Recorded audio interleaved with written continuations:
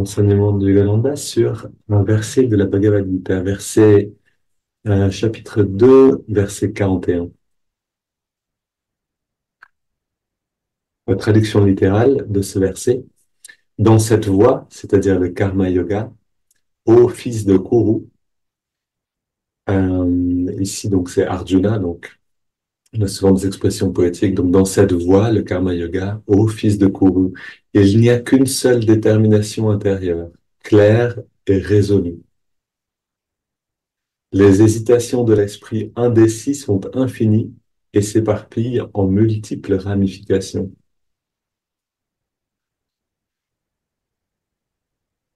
Je relis la traduction littérale. Dans cette voie, le karma yoga, ô Arjuna, fils de Kuru, il n'y a qu'une seule détermination intérieure, claire et résolue. Les hésitations de l'esprit indécis sont infinies et s'éparpillent en d'innombrables ou en de multiples ramifications. Et voilà la version poétique donnée par Yogananda. Le karma yogi suit avec fermeté le chemin d'une détermination unique, sans s'égarer.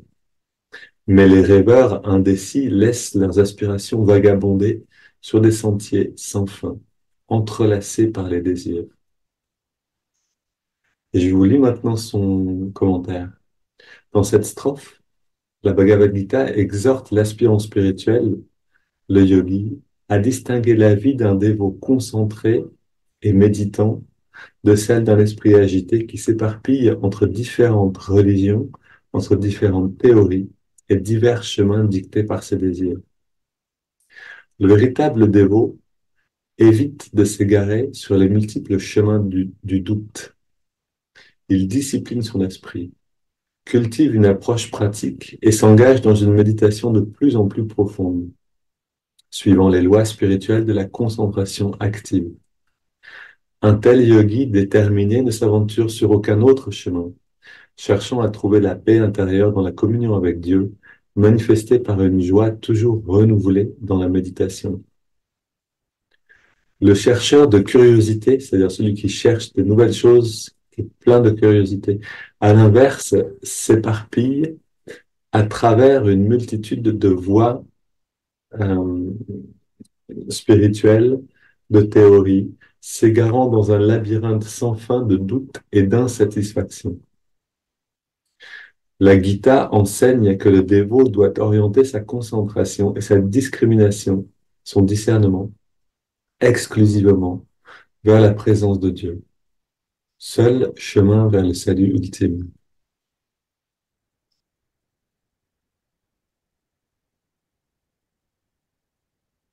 Un petit bout en plus, parce que c'est vraiment beau. La soif est étanchée. Lorsque le dévot atteint Dieu, toute la soif accumulée par des désirs depuis d'innombrables incarnations, donc des désirs accumulés depuis d'innombrables incarnations, cette soif est instantanément étanchée.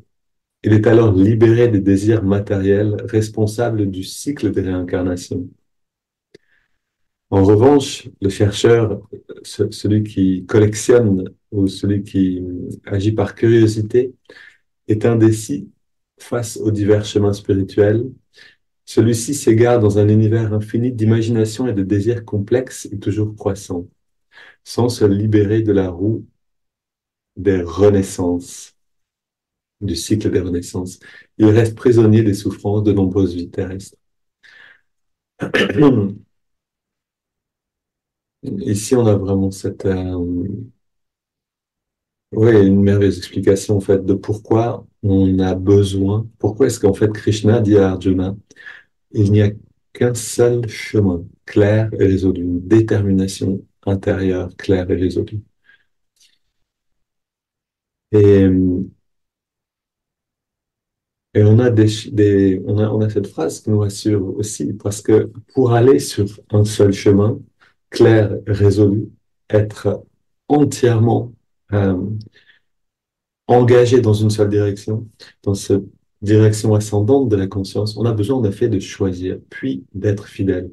Et cette fidélité nous demande un renoncement. C'est exactement comme être dans une relation avec une personne, être dans un couple avec une personne nous demande, si on veut approfondir et atteindre les grandes, la grande satisfaction, la richesse, le bonheur qui peut venir de là, on a besoin naturellement de renoncer à tout le reste. Mais ce n'est pas facile, ce renoncement. C'est-à-dire, quand on est sur le chemin spirituel, on peut avoir envie euh, de nouveau, et on a besoin de ce nouveau, mais au lieu d'aller le chercher dans la profondeur de la méditation, on peut avoir envie d'aller le chercher plus rapidement, on pourrait dire, dans la diversité, dans, dans la diversité, on va dire à l'horizontale plutôt que la verticale. Et Yogananda avait un disciple comme ça. Il lui avait dit, euh, concentre-toi sur ton chemin. Il lui avait dit d'une certaine manière, je ne sais plus quel mot il lui avait dit. Et ce disciple avait continué.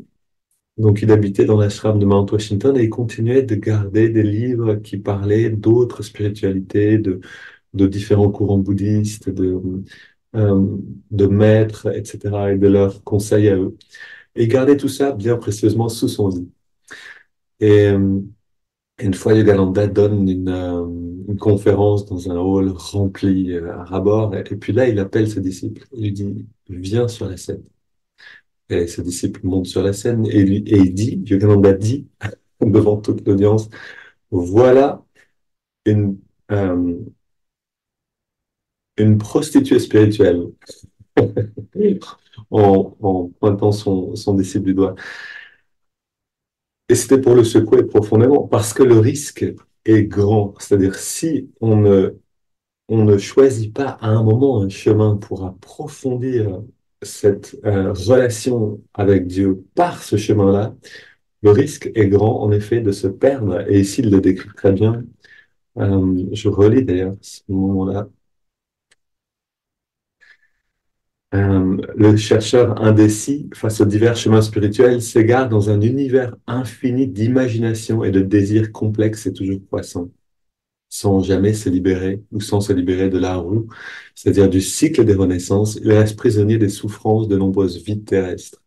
Donc, on peut comprendre à la lumière de cette phrase que dans cette situation radicale, Yogananda qui accuse son disciple devant tout le monde d'être une prostituée spirituelle, c'est-à-dire d'aller chercher à droite et à gauche plutôt que d'être fidèle, est en train d'essayer en fait de le sauver, c'est-à-dire de le secouer, de lui dire attention, tu risques de te perdre. Et si tu te perds, c'est pas seulement un moment désagréable, c'est peut-être une myriade de vies que tu vas devoir vivre à errer dans des désirs qui vont à droite et à gauche, qui vont t'éparpiller. Et Swami Kriyananda, une fois demandé à Yogananda, est-ce qu'une fois qu'on a soif de Dieu, est-ce qu'on est bientôt au bout du chemin? Et est-ce que on est bientôt à la fin de notre cycle de réincarnation? Et Yogananda l'a dit non, il y a tellement de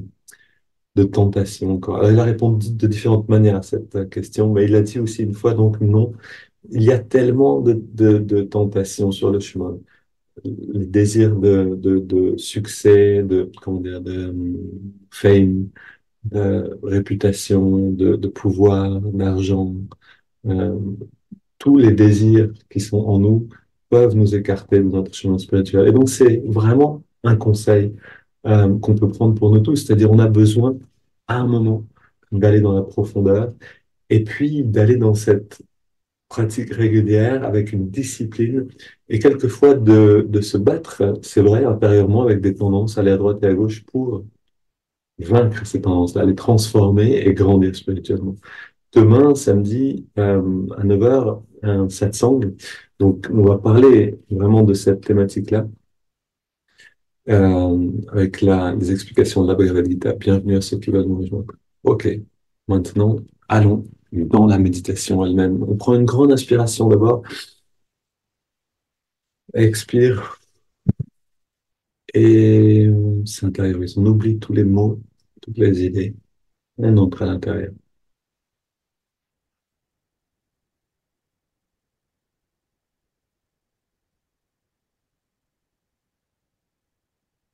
Et on inspire profondément, on entrelace les doigts au niveau de la poitrine. Expire les mains vers l'avant, on arrondit le dos. Inspire, on étire les bras et le dos vers le ciel. Expire, on se penche vers la gauche. Inspire, on réétire vers le ciel. On affirme la direction de notre conscience. Expire, on se penche vers la droite. On défaire les tensions le long du dos. Inspire, on revient au centre. Et expire, on se tourne vers la gauche. On se tourne le plus loin possible.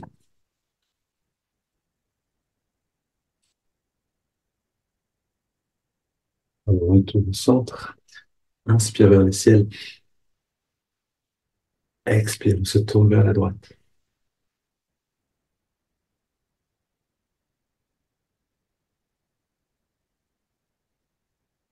On retourne au centre. Les mains posées derrière. On se penche vers l'arrière. On resserre les épaules et les coudes pour ouvrir la poitrine.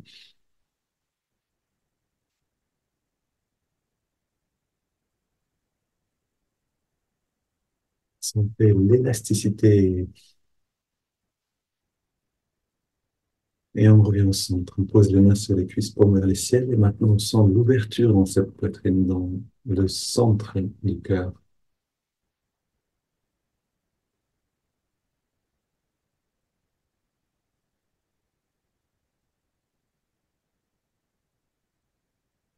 Les plaisirs subtils sont infiniment plus satisfaisants que que les plaisirs des sens. Et ce plaisir subtil, c'est cette perception intérieure, c'est-à-dire ressentir la vie dans le cœur. C'est une manière de faire. On a une grande richesse d'expérience en chaque instant si on peut écouter attentivement.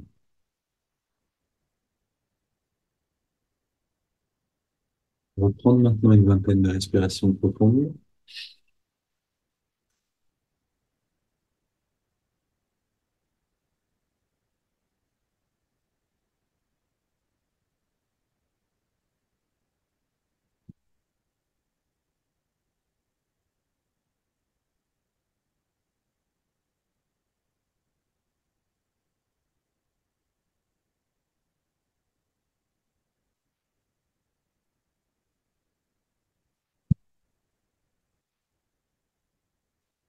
On augmente pour les deux dernières. On augmente l'amplitude, l'intensité.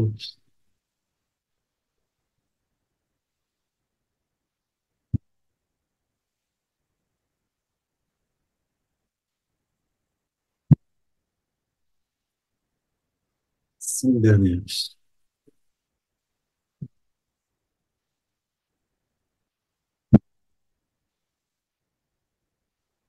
Dernière.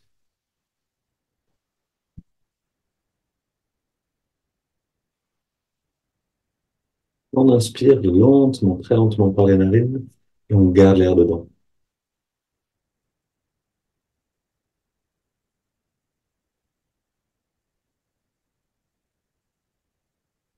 On retient le souffle et on détend complètement tout le corps.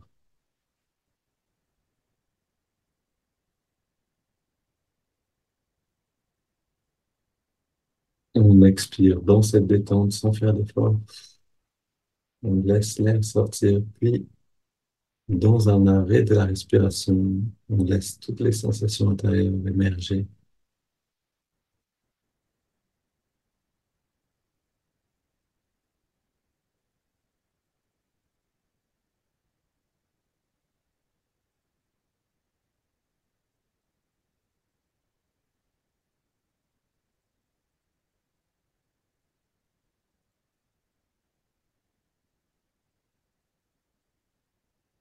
On inspire maintenant, on remplit bien le poumon, on garde l'air dedans, on rentre le ventre, on contracte le périnée, on redresse le regard, on relâche tout et on expire.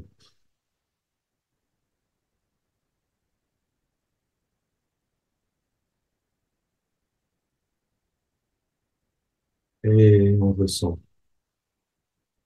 On retourne dans le cœur et on ressent le gain de sensibilité.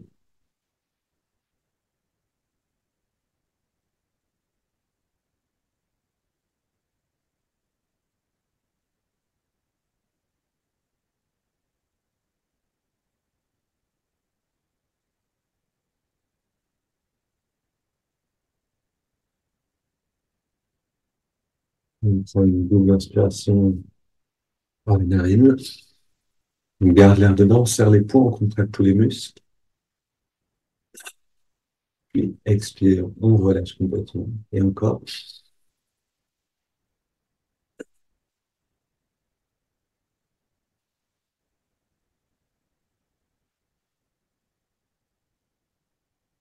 On reste complètement détendu. Et à chaque fois qu'on fait une petite pause, comme ça, on ressent le gain. On sent que, on ressent de mieux en mieux cette vie à l'intérieur de nous-mêmes.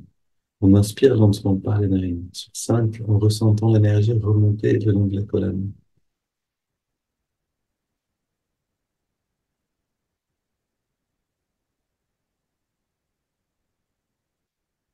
On garde l'air dedans. On concentre toute l'attention à la jonction des sourcils.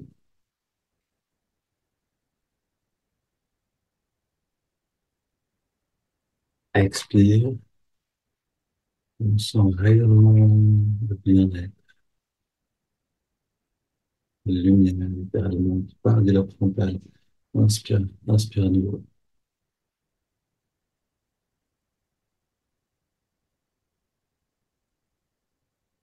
On garde l'air dedans.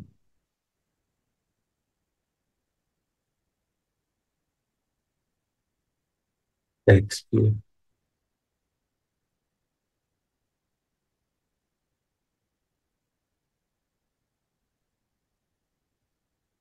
Inspire.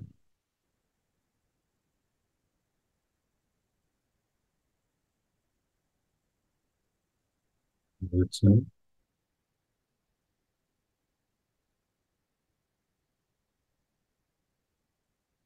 Expire.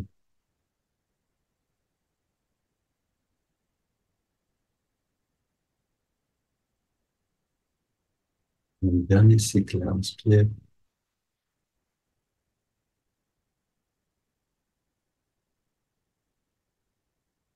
On garde.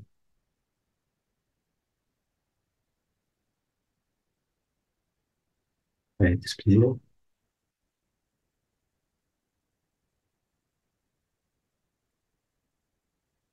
Et on prend une grande inspiration.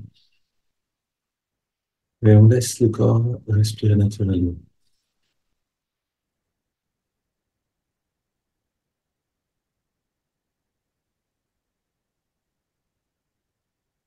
On garde le regard légèrement redressé.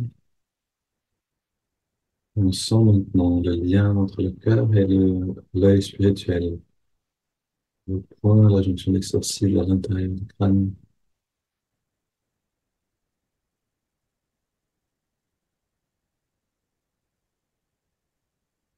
On vient, avec les respirations triangulaires, on vient de rassembler toutes nos énergies et dans la colonne, on les a ramenées vers la source.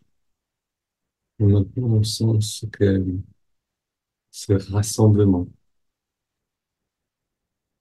nous amène justement, comme disait Yogananda, ne vous dispersez pas. Il n'y a qu'un seul chemin, une seule détermination intérieure, claire. Et c'est ce qu'on vient de faire très concrètement ici.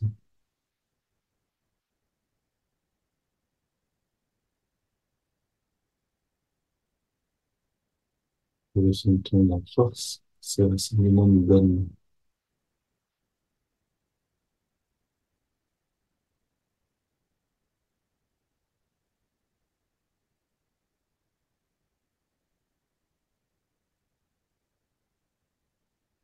Et encore une fois, chanter une dizaine de hymnes en écoutant en particulier le silence après avoir chanté un long hymne et un M.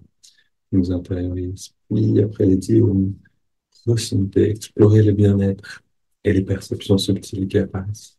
C'est parti.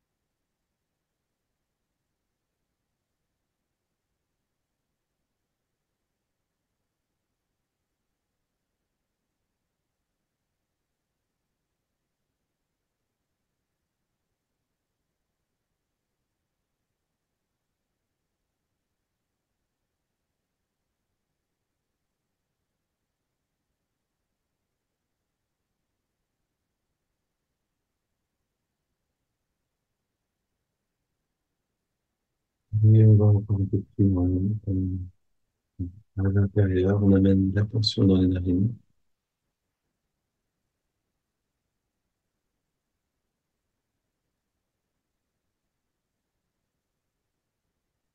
On ressent la fraîcheur de l'inspire, la tiédeur de l'expire, là où on sent le mieux.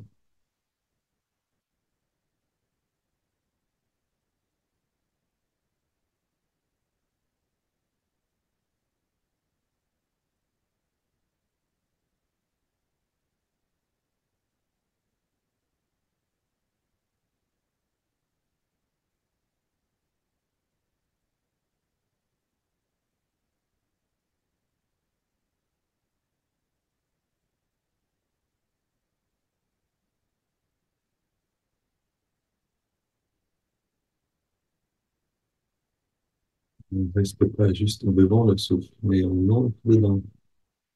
Une impression pleine, toutes les subtilités et les sensations de l'inspire et de l'expire.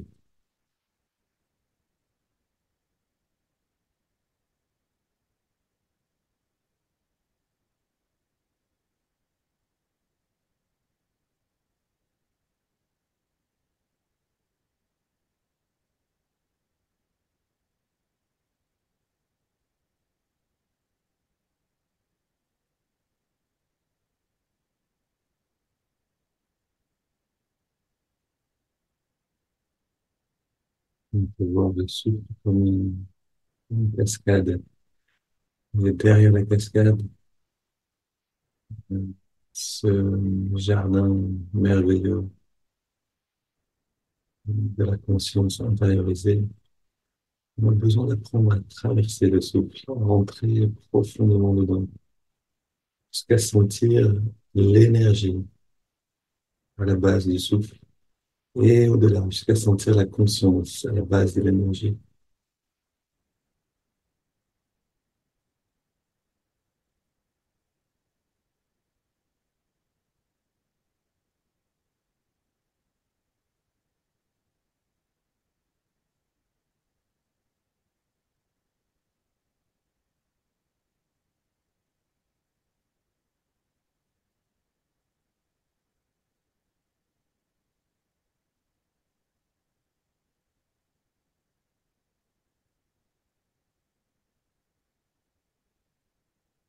À mesure que le mouvement, c'est la main droite. Chaque inspiration naturelle, l'index revient un petit peu vers la paume de la main. Chaque expiration naturelle, on relâche l'index complètement. Et en même temps, on relâche complètement tous les muscles du corps.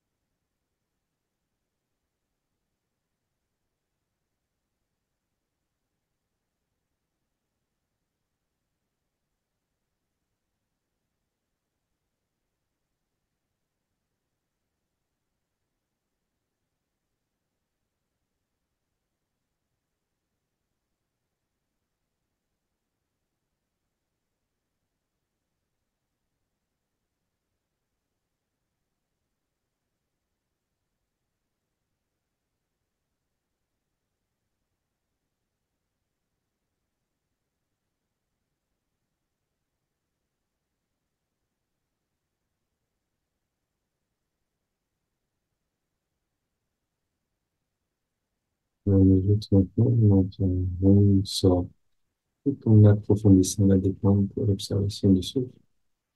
On accompagne l'inspiration, sort l'expiration naturelle.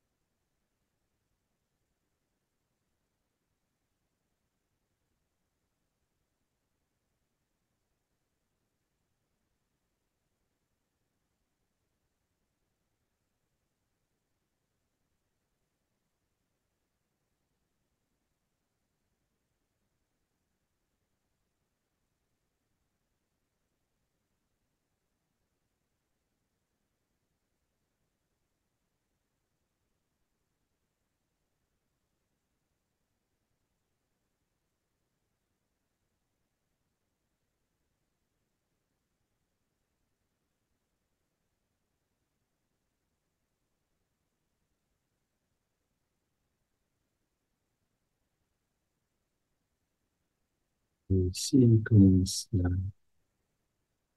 première euh, invitation de suivre les pensées à droite et à gauche et de se disperser.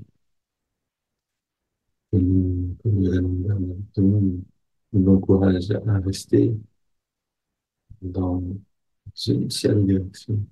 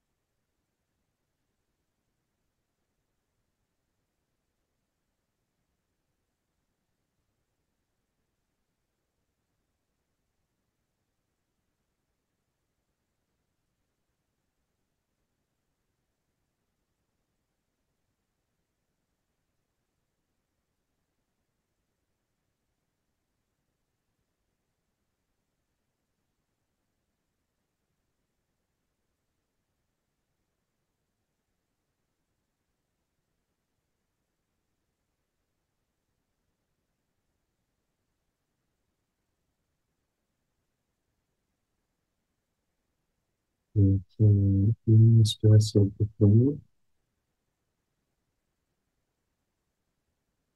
on expire en 3 fois. On a quelques secondes de respirer.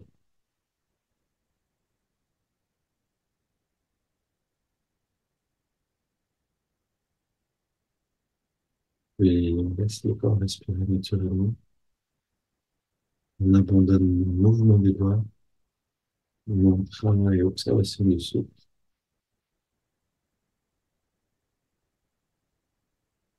On retrouve cette lumière. On observe pleinement cette lumière qui rayonne depuis l'œil spirituel dans chacune de nos cellules.